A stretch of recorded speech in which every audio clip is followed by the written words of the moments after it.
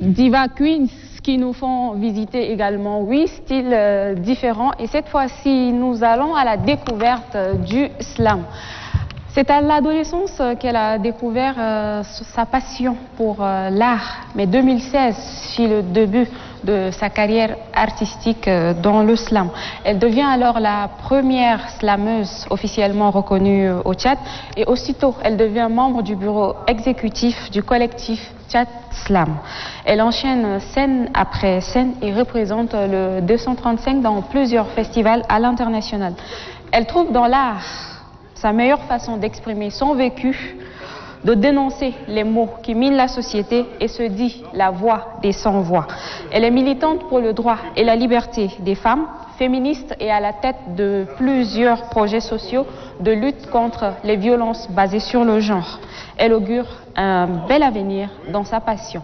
Chers téléspectateurs, voici Fanny Sdor.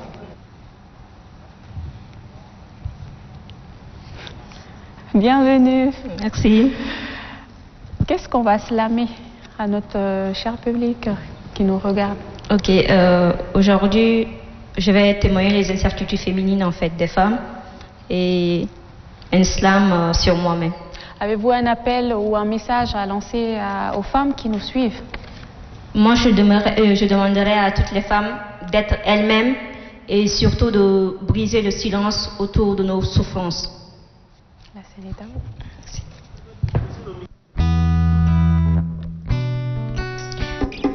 Il y a des jours où l'on ne vit plus.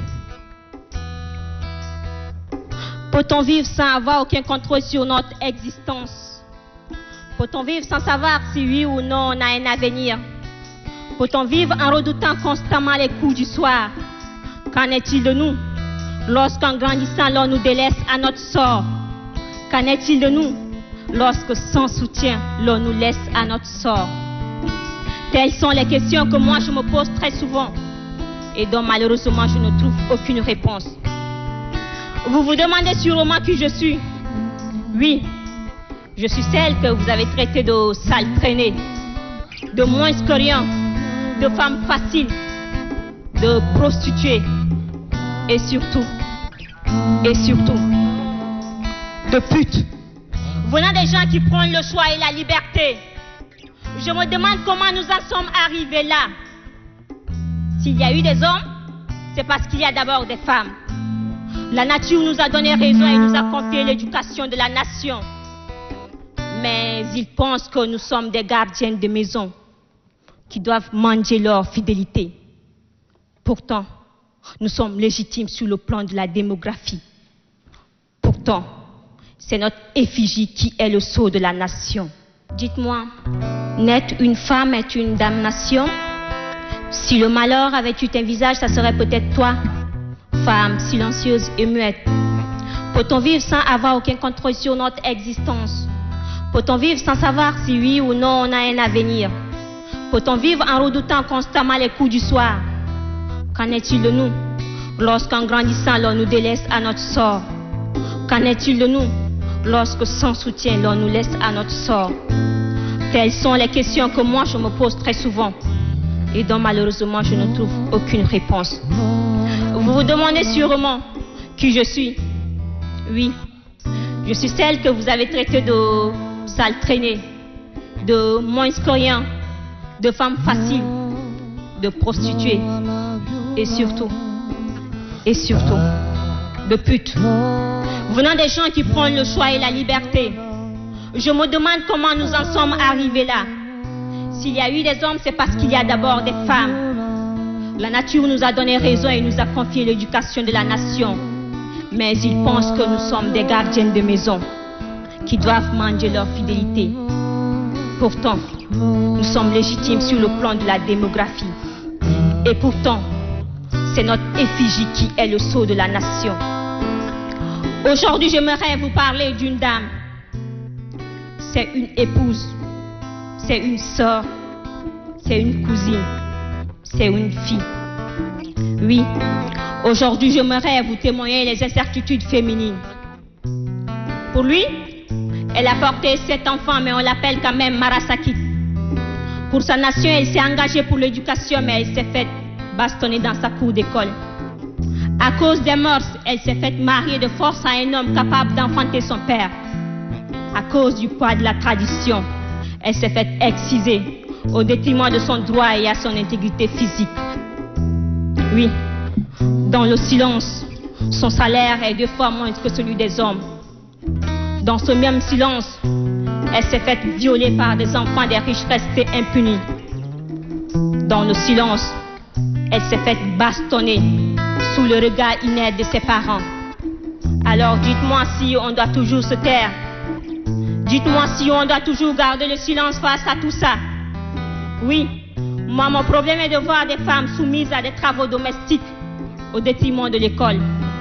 Mon problème est de parler sans être écoutée parce que je suis une femme.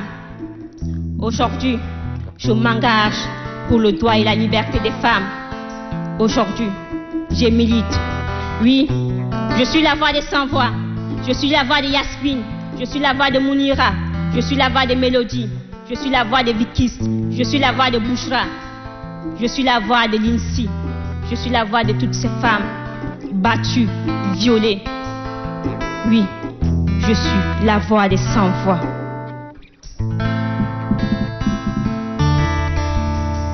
Il y a des nuits qui accouchent des jours absents. J'ai traversé des ténèbres qui glacent de sang. Quand la foi attrape un froid et que ne tourne plus l'heure, l'espoir et le soleil qui éteignent nos peurs et douleurs. Moi, je fais partie des milliers de gens qui voudraient croquer la vie en plein dent, mais qui disparaissent sans conséquence, en fredonnant à tout moment que la vie n'a pas de sens. Je suis anti-pessimiste, mais pro-vigilance. Alors, quoi de plus normal que de saisir ma chance?